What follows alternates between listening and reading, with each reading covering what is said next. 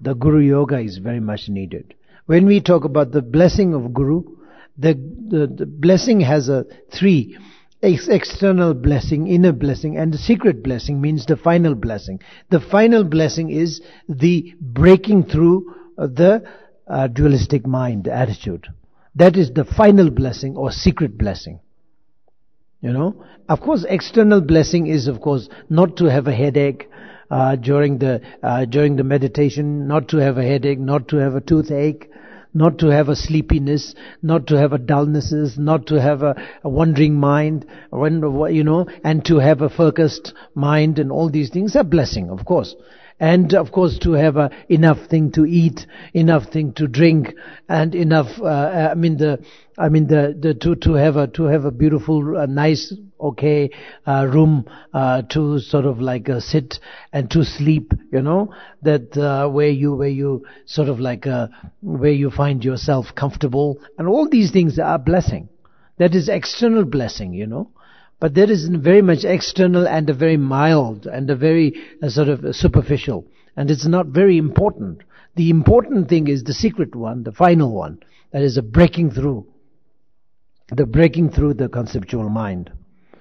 And that is very, very important. That is the final one, the authentic blessing. That is the one thing.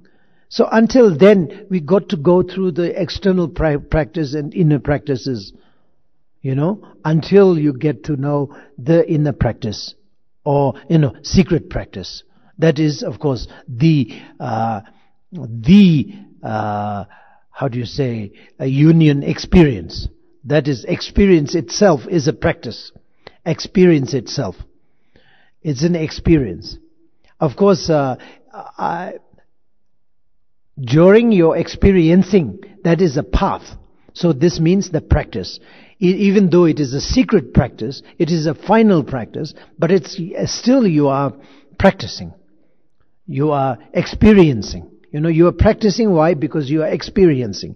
When you really achieved the Buddhahood, final destination, when you reach to final destination, there is no experience. Experienceless, I would say. No experience.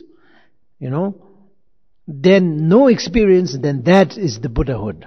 But that, until then, you are experiencing it. So of course you are experiencing what? You are experiencing the non-dualistic mind. You are experiencing the wisdom. You are experiencing the Mahamudra. That is the, secret practice. So Guru Yoga has three, as I said yesterday. External Guru Yoga, inner Guru Yoga, and secret Guru Yoga. Secret Guru Yoga is the final practices of the Guru Yoga. But this is still, even if you reach to that level, you are practicing. So this means you are still a student. You are still a disciple. Because you are practicing. And when you reach to final destination, you are no longer practice. You are no longer student. You are no longer follower. Then you become Buddha. You're not following anything. You're not experiencing anything. This means, as long as you have an experience, this is the follower. This means you are a follower. You are following something. You are, you are feeling something. You are,